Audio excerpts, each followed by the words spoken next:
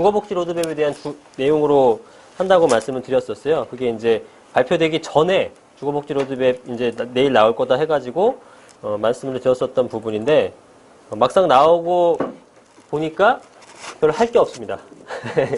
진짜로 할 게 없어요. 그냥 공급 내용밖에 없겠고 사실 이틀 전에 요약본을 받긴 했었는데 그때도 할 게 없겠다 느낌은 들었어요. 왜냐하면 이게 별도 발표예요. 이게 가장 중요한 전 이 내용을 중점적으로 하려고 했었거든요. 임대차 시장.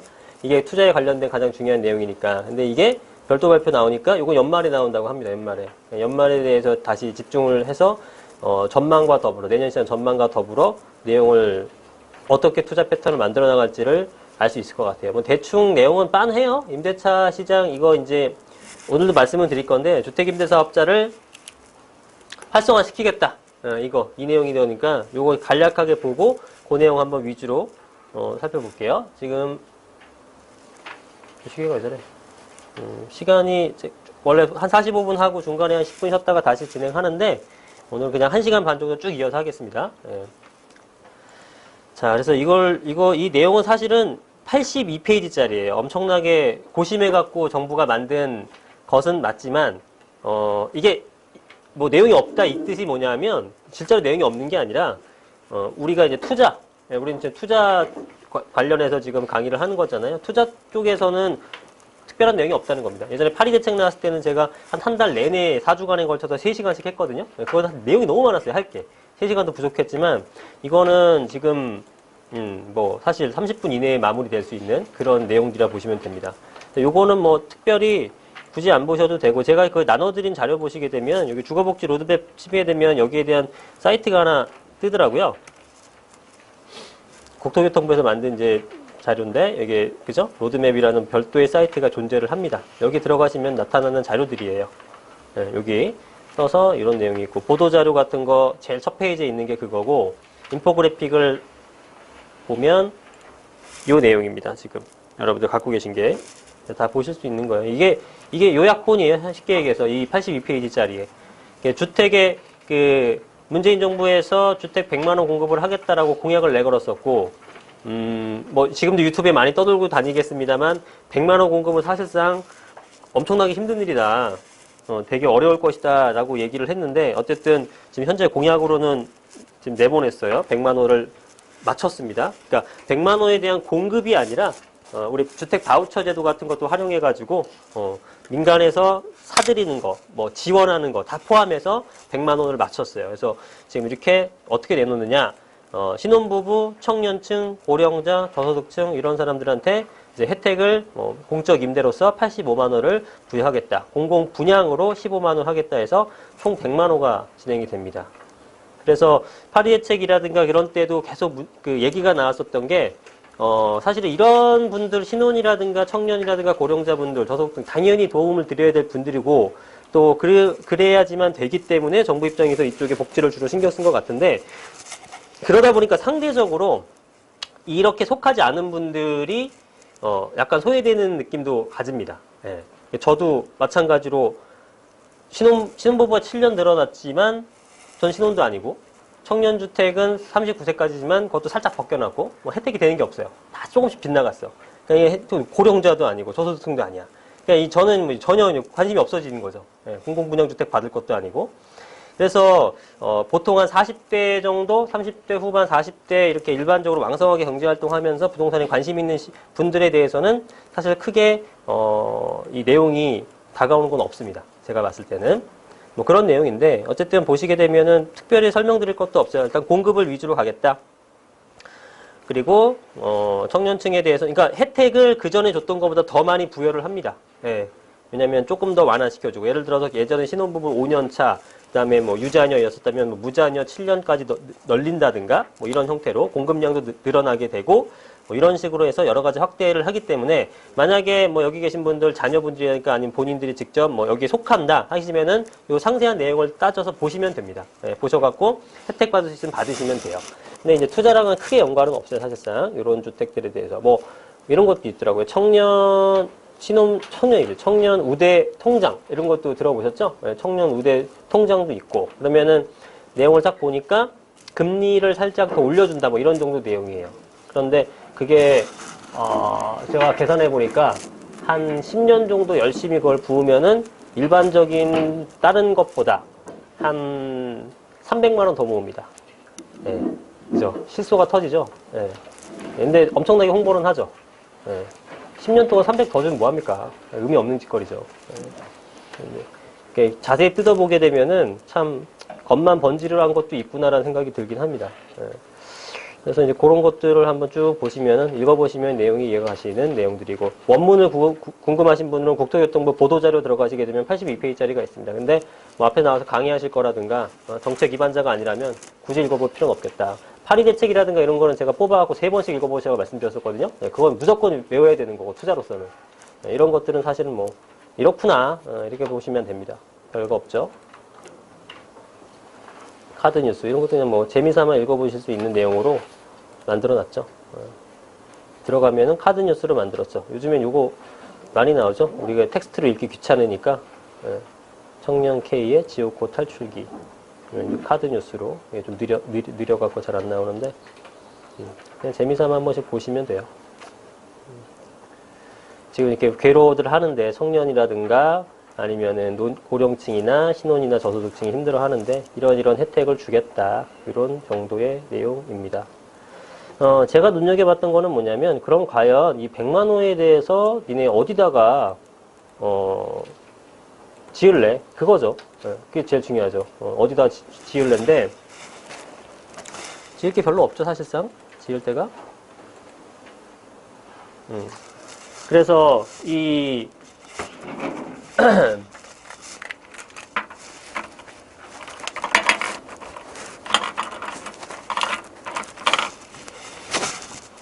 자, 우리가 문재인 정부 나타나고 제일 첫 번째 나왔었던 정책이 6.19 대책이고요. 그 다음에 나온 게 8.2 대책이에요. 그 다음에 9.5 대책이 나왔었고 12.4 대책 나왔어요. 거의 뭐 매달 나왔네요. 그죠? 11월 29일 날 나왔었고. 이 얘기도 해야겠네. 11월 30일 날 이제 이 로드맵 나온 다음에 또 하나의 이슈가 되는 내용이 있었죠. 뭐죠? 금리 인상. 네, 금리 인상이 6년 5개월 만인가 올랐대요. 11년도 이후로. 네. 6년 5개월 만에 금리 인상이 됐어요. 이게 이제 어떤 파장을 일으킬지 이런 것들입니다. 그래서 6.19 대책서부터 8.2, 9.5, 12.4, 11, 이게 이제 주거복지 로드맵이고, 주거복지 로드맵. 정부의 기조를 알 수 있는 거죠, 이걸로. 얘네가 계속 규제를 가하는구나. 규제. 이빠이 공급. 이런 거죠. 예. 그럼 투자를 과연 어떻게 해야 되느냐. 지금 국토부 장관이라든가 이런 사람들이 나와서 하는 얘기가 이제 제발 좀 집을 팔아라, 다주택자. 그래서 일단은 이 집값 상승의 원인을 어디다 돌리고 있냐면은 투기 수요에다 돌리고 있고요. 이 투기 수요의 대표적인 사람을 다주택자라고 보고 있는 겁니다. 그래서 이 다주택자들한테 여러 가지 불이익을 주는 거죠. 일단 당연히 세금에 대한 불이익을 줍니다. 가장 센 놈이 누구야? 양도세죠? 양도세니까 양도세에 대해서 중과세 제도를 시행을 할 예정이죠. 언제부터 하죠? 4월부터 합니다. 18년도 4월 1일서부터 2주택자 이상자에 대해서는 이제 10%의 부가세란다. 세금이 더 증액이 되는 거고요. 3주택자는 거의 팔지 말라는 얘기죠. 20%를 더 부과를 하게 됩니다. 그리고 8.2 대책 이후에 구입자는 취득자에 대해서는 이제 비과세 요건도 강화시킵니다. 비과세 강화. 1주택 비과세 강화입니다. 어떻게 되냐면 2년 거주 요건이 다시 이제 신설되기 시작했죠. 거주 안 하게 되고 2년만 보유했다가 파는 거 이제 안 된다는 거예요. 세금이 아주 아까운 분들은 2주택을 번갈아 가면서 살 수 있잖아요. 그죠? 예를 들어서 11년도에 샀어. 11년도 1월 달에 샀고요. 12년도 2월 달에 샀어요. A주택을 샀고 B주택을 사죠. 그럼 B주택을 산 다음에 A주택 팔면 되죠. 3년 내로. 그럼 1주택인 걸로 보은 거 알고 계시죠? 그래서 얘를 2년 거주해야 되니까 13년 한 2월쯤 팔겠죠? A를 매도. 그럼 얘는 세금 전혀 안 내죠. 그죠? 전혀 안 내고 쭉 갖고 가다가 13년도 한 8월쯤에 일단 뭐 5월쯤에 하나 사. 또 사서 얘를 14년도 한 3월쯤에 또 팝니다. B를 매도해. 그럼 또 어떻게 돼요? 세금 안 내요. 같은 방식으로 계속 세금을 안 낼 수가 있죠. 요렇게 해먹었단 말이야. 왜? 거주를 안 해도 되니까. 거주하라 그러면은 못하지. 여기 갔다, 여기 갔다, 여기 갔다, 여기 갔다 계속 이사할 수 없잖아요. 그래서 되게 좋았는데, 이제 안 되는 거죠. 사실상 거주 요건이 있으니까.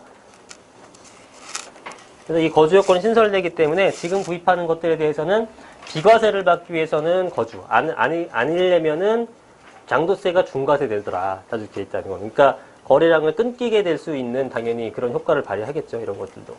자, 어쨌든 이런 다주택자들에 대해서 타겟을 강하게 설정을 했습니다. 그러면 이 다주택자들은 이제 선택할 수 있는 게 몇 개 없어요. 그래서 김현미 장관이 나와서 한 얘기가 집을 좀 파시고요. 얘기했었죠. 팔라 이거죠. 일단 매도해라. 다주택자를 일단 피해야 되니까 팔아라. 파는 게 첫 번째고요. 두 번째는 가능할 수 있는 분들은 증여를 하면 되겠죠. 증여를 해라를 요청하는 건 아니지만 피해갈 수 있는 방법이라는 겁니다. 증여. 이거는 뭐 사실 많진 않아요. 우리가 할 수 있는 방법 중에. 또 하나는 버티기죠. 그냥 보유. 보유. 버티기. 이거 언제까지 버텨야 될까요? 10년 넘어서까지? 언제가 될지 모르겠지만 이거 풀릴 때까지.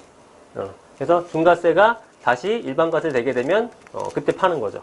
어쨌든 가격은 오를 테니까 버티기. 또 하나가 뭐죠?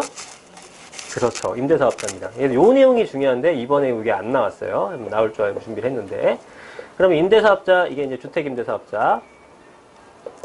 주택임대사업자를 내게 되면은 갖고 있습니다만 이거는 중과세가 배제가 되는 거예요. 그죠?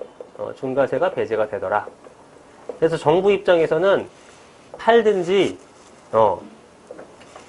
임대사업자를 내라. 이걸로 지금 이원화 시키고 있는 거예요. 그래서 이제 어떻게 할지 파리대책 나오고 지금 3개월 지났는데 거의 파는 사람들은 본 적이 없어요, 제가. 네, 팔진 않습니다. 파리대책 이후에 또 올랐어. 적당히 오른 게 아니라 많이 올랐어요. 그죠? 엄청 올랐어. 서울 기준으로. 그러면 이제 눈치 보기 싸움 하는 건데 제가 봤을 때는 뭐 끝까지 팔 일은 없을 것 같습니다. 아주 거지 같은 물건 한두 개 있으면 정리하겠죠. 그런 것들은. 그죠? 여러분 강남에 아파트 하나 있고 그죠? 지방에 빌라 하나 있어요. 못 팔겠어요. 2주택, 다주택 되는데. 그죠? 당연히 지방 빌라 팔겠죠? 좋은 놈은 계속 보유하겠죠? 좋은 놈이 서울이야, 지방이야? 서울이죠? 서울은 그러니까 안 떨어지는 거예요. 무조건 더 올라가는 거지. 예. 근데 착각을 하는 게 파리 대책이 나오니까 이게 엄청 세게 나왔단 말이에요. 역대 뭐 순위에 들어갈 정도로 세게 나왔어. 하여튼 종합 선물 세트야. 그러니까 이제 매수자들은 어떤 희망을 하냐면은 가격이 하락하겠지라고 생각했단 말이에요. 대기 중이었어. 근데 웬걸 계속 올라. 그죠? 계속 오르죠. 그래서 이 사람들은 또 못 샀어요. 아니면 추격 매수하거나. 근데 보다시피 파리 대책 이후에 눈치 싸움하고 그 다음에 뭐 여러 가지 설명드리겠습니다만 이 매도자들은 전혀 반대의 마음이죠. 매도자들은 팔 생각이 전혀 없어. 그러니까 물량 자체가 더 줄어들었어요. 그죠? 물량이 없어. 물량이 굉장히 극소수예요. 매수자들은 막 덤볐어. 그러니까 어떻게 됩니까? 가격이 팍 튀어오르는 거예요. 그 전에 거래량이 아예 많았을 때는 거래량이 많으면은 가격이 7억짜리가 물량이 여러 개가 나서 난 7억 5천, 7억 2천 뭐 여러 개 있을 거 아니에요. 그러면 그 중에서 낮은 금액부터 거래가 되겠죠. 그러면 7억에서 7억 2천으로 그 다음에 7억 뭐 3,500으로 거래됐다가 뭐 7억 5천 이런 순서로 간단 말이에요. 거래가 많으면. 근데 거래량이 없어. 그리고 팔아도 그만, 안 팔아도 그만이야. 그죠? 그럼 던져 그냥 매도가를요. 그래서 얼마에 던지냐면은 야 나 8억 아니면 안 팔아. 이래 버리는 겁니다. 근데 기다려도 이게 도대체 내려갈 기미가 안 보이거든. 물량 맨날 없대거든. 부동산 전화해봤자. 그래서 누가 덜컥 삽니다. 그러니까 실거래가 팍 뛰는 거예요. 그러면 그 다음 사람이 8억이니까 나 7억 3천에 팔아야지. 단 한 명도 없어요. 그런 사람은 존재하지 않아. 우리나라에. 이거는 8억이 이제 미니멈 가격이 되는 거예요. 최저 가격이. 그럼 다시 또 던져보는 거죠. 9억으로. 그죠? 그래서 엄청나게 뛰었어요. 물론 요까지 뛰는 거는 이건 일단 호가지만 실거래가 기준에서도 엄청 뛰었습니다. 근데 표본이 되게 적을 수는 있어요. 왜? 거래 사례가 거의 없어요. 들어봤죠? 7월 달에 10,000건 거래되는데 8월 달 이후에는 1,000건이야. 10분의 1로 줄었어요. 거래가 진짜 없죠. 근데 가격 오르는 건 어떻게 보면 더 빨라. 네. 이런 현상이 생기는 겁니다. 거래가 많지 않기 때문에 당연히 매도자 우위시장이 되는 거죠. 우위시장이. 네. 그래서 이런 문제가 생긴다. 그러면 이제 여러 주택 갖고 있는 사람들은 쓸데없는 거 버리고 중요한 것만 갖고 있다. 그러면 양극화가 더 심해지는 겁니다. 지역별 양극화가. 당연히 서울 쪽, 강남 쪽 이런 게 더 강세를 띠게 됩니다. 이번에도 계속 또 언론에서 나오는 게, 뭐, 강남 집값 잡기엔 역부족이다. 이번 것도 여지없다. 한계가 있다라고 얘기하는데, 그런 기사 쓸 필요도 없어요. 앞으로 무슨 대책이 나와도 강남 집값은 잡을 수가 없습니다. 이건 잡을 방법이 없어요. 제가 봤을 때는. 잡을 방법이 없잖아요. 여기 계신 분들 아세요? 정부 머리 아무리 굴려도 없어. 제가 봤을 때는. 강남 집값은 못 잡아요. 못 잡습니다. 좀 넓게 보면 그게 서울이 될 수 있는 거고. 자, 그래서 이제 다주택자들 이런 문제가 있는 거고, 지금 이제 결국은 이 주거복지 로드맵상으로는, 100만 호를 주겠다는데, 이 100만 호에는 어디다 공급을 하나 했더니, 일단은 수도권에 집중을 합니다. 그죠? 지방보다는 수도권에 수요가 많기 때문에, 수도권에 주로 집중을 해요. 그래서 수도권에 집중하는데, 이거를 이제 공공이 분양하거나, 뭐 민간 업체, 민간 시행사, 시공사한테 이제 땅을 팔겠다, 뭐 이런 얘기도 나오죠. 그러면은, 건설사는 이제 예의주시하죠. 건설사는. 그지? 왜냐면 그동안 땅 없었잖아요. 못했단 말이에요. 지을 데가 없었죠. 지방 가서 하거나, 근데 지방은 재미가 없거든. 불안하고, 리스크도 크고. 그래서 재개발, 재건축 수주전이 미친 듯이 달아올랐었죠. 하려면 거기밖에 없으니까. 그죠? 지역주택조합 같은 것도 막 성행했던 게 그거라도 잡아야 되니까. 될지 안 될지 엄청 불투명한데도 불구하고. 그런 상태고, 수도권 같은 데서도 한창 하다가 얼마 전에 발표해서 택지 개발도 안 한다고 하고 뭐 할 게 없는 거야. 그런데 이제 건설사 풀 수도 있겠다. 그죠? 이러니까 이제 얘네들은 눈 부릅뜨고 있는 거죠. 어떻게 움직이나. 그래서 이걸 분양을 합니다. 분양이 될까요, 안 될까요? 제가 볼 땐 다 돼요. 수도권 공급 물량 많기 때문에 이거 분양하면 되겠냐 하는데 제가 볼 땐 분양하면은 그래도 누군가 다 삽니다. 누군가 다 사요. 누군가 다 사는데 그 다음에 피가 올라가는 경우, 멈추는 경우, 마이너스 나는 경우, 그건 다양하지. 근데 그거의 몫은 수분양 다 몫이고, 건설사는 돈을 벌어요. 그죠? 건설사는 돈을 버는 거지. 예. 여러분들이 문제가 되는 거죠. 받은 사람들이. 예, 위치에 따라서. 그럼 수도권이 지금 물량이 적나요? 많나요? 적나요? 적나요? 많나요? 많아요. 많잖아요. 동탄, 뭐, 용인, 뭐, 기인포, 뭐 되게 많잖아요. 예, 거기 점점 채워지긴 하겠지만, 동탄 같은 데는, 2기 동탄 신도시 같은 데는요, 얼마더라? 2천에만, 뭐, 60, 70이래요. 25평 아파트가, 월세가. 서울의 원룸 가격밖에 안 되는 거지. 예. 그래서 지금, 물량이 심각하게 많은 거죠. 그래서 이런 문제가 있는데, 여기다가 또 물량 쏟아붓게 되면은, 힘들어진다라는 거지. 어떻게 보면은. 그런데, 이제 제가 말씀드리고 싶은 건 뭐냐면, 그나마 이 수도권에 갖다 붙는 게 이제 쓸만한 게 과천이라든가, 과천 지식정보타운 쪽이라든가, 양원도 별로고, 성남이라든가, 이런 일부 지역은 그래도 위치가 괜찮죠. 괜찮아. 얘네들은 괜찮아요. 근데 얘네가 금액이 금액이란다. 세대수가 몇 개냐면은 몇백 세대. 많아야 몇천 세대예요. 그죠? 100만 개 중에. 이게 이제 의미가 없다라는 거지. 의미가 없죠. 의미가 없어. 그러면은 결국은 또 뭐냐? 또 서울은 할 데가 없는 거예요. 그죠? 그리고 수도권 중에서도 서울의 그 영향권에 있는 뭐 1기 신도시라든가 판교라든가 위례라든가 이런 쪽, 위례도 있다. 이런 것들에 대해서는 지을 데가 그만큼 없다라는 거죠. 이거 되게 미비하거든요. 전체 그 공급량 중에서. 그럼 나머지는 또 쓸데없는 한다는 얘기예요.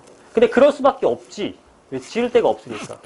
그래서 그나마 그린벨트 푼다고 하죠? 그린벨트 푼다고 합니다. 그럼 그린벨트 또 땅값은 또 올라요. 얘는 또 돈 벌어. 그죠? 땅값 소유자들은.